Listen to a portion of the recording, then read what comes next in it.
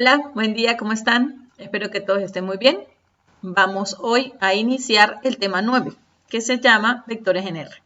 Este tema nos va a tomar 4 clases en las cuales pues vamos a ir desarrollando el contenido, van a ir transcribiendo las clases y al final, en la última semana, se les enviarán las actividades propuestas que unidas con las actividades propuestas del tema 8 es que van a ser una sola entrega en la fecha que se les indique.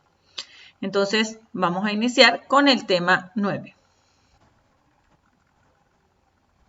Bueno, primero vamos a resolver los ejercicios que quedaron, los ejemplos que quedaron propuestos para practicar de la clase pasada del tema 8. Entonces, el primero decía que si se tienen 5 colores diferentes para formar banderas azul o para formar banderas, pues yo les dejaba libre la decisión de los colores, ¿no? Yo aquí les coloqué estos colores para que veamos la resolución. Ustedes podían utilizar cualquier colores. ¿Cuántas banderas distintas de 5 colores pueden formarse? Y represente 3 de ellas. Entonces, recordamos que podemos tener permutaciones, variaciones o combinaciones. En las permutaciones es la única en la que todos los elementos intervienen. Entonces, en el momento en que me dicen que si tengo 5 colores, ¿cuántas banderas distintas de 5 colores pueden formarse? Pues automáticamente la única opción es permutación. ¿Por qué? Porque lo estoy utilizando todos. Entonces, una permutación de 5 elementos, que eso es 5 factorial, aplicamos la definición de factorial y eso me da 120. Se pueden formar 120 banderas. Usted pues representa 3 de ellas. Yo utilicé estos 3 colores, pues entonces aquí pueden ver que hay esta bandera es una forma, esta bandera es otra forma, esta bandera es otra forma, pero siempre utilizando los mismos colores permutados o utilizados en diferente orden. La parte B me decía cuántas banderas distintas de 3 colores pueden formarse. Entonces ya ahora sí me empiezo a dudar si es combinación o si es variación. Si es variación, el orden sí importa. El orden en que yo coloque los colores ya me forman una bandera diferente. O si el orden no importa, entonces es combinación. En este caso el orden sí importa porque el orden en que yo coloqué los colores, ya eso me indica que es otra bandera. Entonces es una variación de 5 tomados de a 3, es decir, de 5 tomos de a 3. Entonces sería 5 factorial entre 5 menos 3 factorial, 5 factorial entre 2 factorial, y esto aplico la recursiva, 5 por 4 por 3 por 2, cancelo el 2 factorial, y eso me da 60. Quiere decir que se pueden formar 60 banderas distintas, utilizando 3 colores. Aquí pueden ver, pues yo coloqué 3 ejemplos, represente 3 de ellas, usted colocan los que usted quiera, con los colores que usted haya querido utilizar. También está propuesto, dice que si hay 12 jugadores de béisbol, ¿de cuántas maneras se puede organizar el orden de bateo? Si el equipo consta de 9 jugadores y represente 2 de estos órdenes de bateo. Entonces, el orden de bateo, es decir, el orden en que las personas van a tomar turno el bate a batear. Entonces, el orden sí es importante. Yo no puedo colocar después a uno y después cambiarlo y cambiarle el orden de bateo. Entonces, cada orden de bateo es distinto. Cada orden, así yo cambio el jugador del 1, lo pase para el 2, ya esa es otro orden de bateo. Entonces, eso es como el orden sí importa, es una variación. Entonces, de 12 tomados de a 9. Entonces, 12 factorial entre 12 menos 9 factorial. Resolvemos y eso me da 79.833.600 formas. Se puede organizar el orden de bateo de esos 12 jugadores tomados de a 9. Y como ejemplo, pues yo coloqué aquí, están 2 órdenes de bateo. Entonces observamos que si yo coloco o solamente cambio al último y lo coloco antes y el que estaba aquí lo coloqué al final, ya ese es otro orden de bateo. Entonces imagínense cuántas puedo hacer y simplemente haciendo cambios con ellos 9, aparte de que hay que considerar que hay otros 3 por ahí. Entonces son muchísimas las formas en que yo puedo organizar el bateo. Y en el tercero que estaba enviado también decía una caja contiene 9 caramelos de distintos sabores. ¿Cuántos conjuntos de 4 caramelos pueden ser seleccionados? Ilustre la situación y 2 de los conjuntos formados. Entonces, aquí digamos que tengo mi bolsa de caramelos y como yo voy a seleccionar 4 caramelos y si yo estoy precisamente armando conjuntos o bolsitas de caramelos, no sé, para regalarlas, pues no sé, el orden en que yo coloque o el que agarre los caramelos y los coloque no implica o no, no genera un nuevo conjunto solo por el hecho de que los cambie de orden, de posición. Entonces, esta es una combinación porque el orden no importa. Entonces, como es una combinación, pues aplicamos fórmula de combinatoria, 9 factorial, entre 4 factorial por 9 menos 4 factorial. Resolvemos, aplicamos la fórmula recursiva para cancelar los 5 factorial y me queda 126. Se pueden formar 126 conjuntos de caramelos. Y como me dice que reilustre la situación y 2 de los conjuntos, pues yo pudiese seleccionar la chupeta, un caramelo de este azul, otro del otro sabor y este otro caramelo. Entonces ya ahí ese es un paquete. Y en el otro pues puedo colocar la chupeta, el otro caramelo, otro de este y la barra de chocolate. Y ya es otro conjunto. Pero si yo les cambio el orden y pongo aquí la barra de chocolate y atrás la chupeta, pues legalmente eso no afecta. Por eso es que es una combinación. Bueno, ya ahora aclarado todo lo del tema 8, arrancamos con el tema 9. Muchas cantidades que aparecen en las aplicaciones de la matemática y de la física, para representarlas completamente, se requiere un número, que es el resultado de una medición, pero requieren también ser expresadas en el espacio con una dirección y un sentido. Es decir, que son magnitudes vectoriales.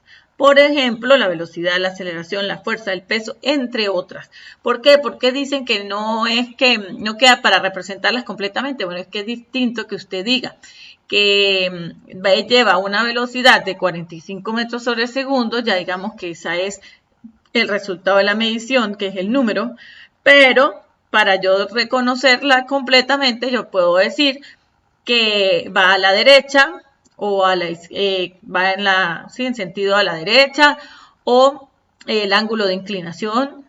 Entonces, esas son magnitudes vectoriales que para yo poderlas conocer de manera completa no me basta el número, sino que además de eso yo necesito dar la dirección y el sentido. El término vector proviene del latín vector vectoris, cuyo significado es el que conduce o el que transporta. Un vector es un segmento que posee módulo, dirección y sentido. Los vectores se representan gráficamente con una flecha. Observamos aquí y tienen el módulo, que es lo que mide la magnitud, que entonces es el número, el sentido y la dirección. El módulo o la magnitud se refiere a la longitud o amplitud del vector o segmento de recta, que sería lo que mide el segmento de la flecha. Esa es la magnitud. La dirección se refiere a la inclinación que posee el vector con respecto a un eje horizontal imaginario, con el cual forma un ángulo. Entonces, digamos que este vector, su dirección sería trazar un eje horizontal imaginario y el ángulo de inclinación, ese es su dirección. Y el sentido se refiere a la orientación del vector, indicado por la cabeza de la flecha del vector, es decir, este que está apuntando para allá. Y generalmente lo utilizamos, se habla con los puntos cardinales. Entonces recordamos que son norte, sur, este y oeste. Entonces en este caso, digamos este ejemplo, iría hacia el este y como está hacia el este si estuviera totalmente horizontal. Pero pudiésemos decir que está al noreste, porque está en la mitad o está entre el norte y el este, entonces noreste. Y esas son más o menos las formas para uno reconocer ese sentido. Entonces sí es importante cuando yo le digo se le está aplicando una fuerza con un ángulo de tanta inclinación y un sentido a la derecha, al este, al norte o al noreste y así sucesivamente. Para denotar a un vector se le coloca una letra, mayúscula o minúscula, cualquiera, o un par de letras que indican el origen y el extremo del vector, coronadas con una flecha, es decir, coronadas que les coloco una flechita encima. Aquí, por ejemplo, tengo este vector que es el origen, el vector AB, se llama AB y se le coloca encima la flechita que indica que es vector. Igual el vector CD y el vector V, en este caso, el vector, estos se indican con su origen y su extremo, y como no se le indica el origen y el extremo, pues simplemente se le coloca un nombre, que puede ser V o cualquier otra letra. El módulo o la magnitud se denota con el nombre del vector entre barras. Como, en este caso, si el vector lo llamo U, pues le coloco entre barras como valor absoluto y la flechita U. O también si lo llamo con una letra mayúscula aquí. O si fuera AB, también pudiese ser aquí adentro, AB dentro de las barras valor absoluto. También se le puede quitar las barras y las flechas. También se ha visto que se le puede trabajar así, sin barra y flecha, y ya eso indica que es la magnitud del vector. El punto donde comienza la flecha es el origen del vector. Y el punto donde termina, es decir, donde está la punta de la flecha, es el extremo. Entonces, en este caso, A es el origen, B es el extremo, por eso el vector se llama AB. Si la flecha la tuviera A, entonces el vector se llamará BA, porque entonces en B no debería haber flecha, sino solo el segmento, el inicio del segmento. Vectores en el plano cartesiano. Si el origen y el extremo de un vector son puntos de la forma PXY en el sistema de coordenadas cartesianas, el plano cartesiano, el sistema de coordenadas rectangulares, como ustedes lo conozcan, su localización en el plano define completamente al vector. Es decir, yo puedo ir conociendo el origen y el extremo del vector, ya con eso tengo suficiente para trazarlo. En este caso, por ejemplo, el punto A es 1 para X, 3 para Y, que es la coordenada 1, 3. El vector B es 3 para X, 1 para Y, 3, 1. Y ya sabiendo que me dicen que el origen es A y que el extremo es B, pues ya yo puedo trazar el vector AB. Ahora, si me dijeran que el vector se llama BA, pues entonces el origen estuviera aquí y el extremo de la flecha estaría en A. Así podemos decir también aquí que tengo el vector EF, el vector HG. Observamos el orden de las letras que me indica origen extremo. Y el vector LM, origen en L, extremo en M. Vamos a hacer un ejemplo. Dados los puntos A, B, C, D, E, F, G y H, que son puntos en el plano cartesiano, representen el plano los vectores AB, DC, EF y GH.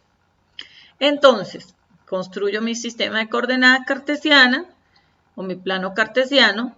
Utilizo obviamente hasta la medida donde yo ya veo que tengo aquí números. Aquí lo más largo que tengo de X es menos 5. Entonces aquí lo trazo de manera que me quepan, quepan todos los números que yo ya voy a utilizar. Entonces, lo primero que hago, vamos a representar el vector AB. Para representar el vector AB, entonces la coordenada de A es 0, 0. Coloco aquí el puntico en A, 0, 0. La coordenada de B es 2 para X, 3 para Y. 2 para X, 3 para Y. Entonces, ahí está mi punto B. Luego, como el vector se llama AB, entonces trazo mi vector que va desde A hasta B y la flecha la coloco en B, porque ese es el extremo. Y denoto aquí está mi vector AB. Lo mismo hago con DC. Entonces, las coordenadas serían la coordenada de C, que es menos 1 con 1, la coordenada de D, que es menos 5 para X, 4 para Y, trazo mi vector y le coloco la flecha en C porque el vector se llama DC. Origen en D, extremo en C. Hago lo mismo con el vector F. La coordenada de E es 4 para X, 0 para Y, que está aquí. La coordenada de F es 4 para X, 4 para Y, que está aquí. 1, los dos puntos con mi segmento y coloco la flecha en el extremo. Como el vector se llama EF, entonces su origen es E y su extremo es F, por eso la flecha va en F. Luego hago lo mismo con GH. El punto G, menos 3 menos 1, menos 3 para X, menos 1 para Y, ese es el punto G. Y grafico el punto H. El punto H es 5 para X, menos 2 para Y. Ahí está el punto H. Y el segmento, uno de los dos puntos con un segmento y coloco la flecha dependiendo del nombre del vector. Si el vector es GH, entonces la flecha va en H. Y ahí denoto mi vector GH. Ya con eso ya sabemos cómo representar vectores en el plano. Luego debemos conocer las componentes de un vector. Las componentes de un vector corresponden a las diferencias entre las abscisas y las ordenadas de sus puntos extremos, es decir, extremo menos origen. ¿Cómo lo vemos?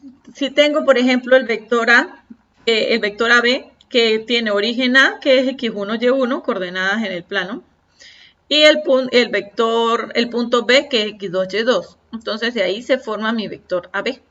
Las componentes del vector vienen dadas entonces por la fórmula x2 menos x1, sería la coordenada en x del extremo menos la coordenada en x del origen.